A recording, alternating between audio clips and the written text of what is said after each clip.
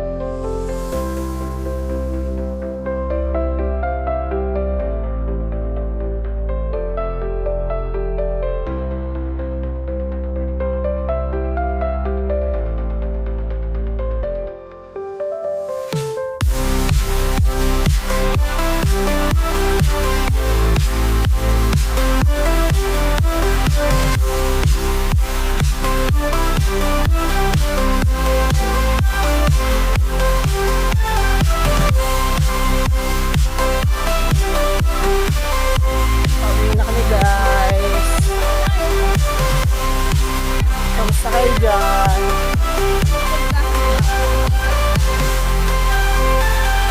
Uwi na.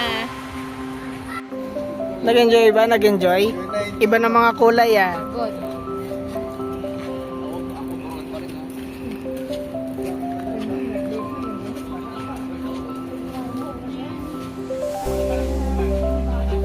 So, pauwi na kami guys. Mag-grab kami ulit. Papunta naman ang Balibago Transport Terminal. Tapos from there, may mga UV doon. Pabalik kami ng Shaw Boulevard Star Mall. Mag-enjoy guys ang lahat.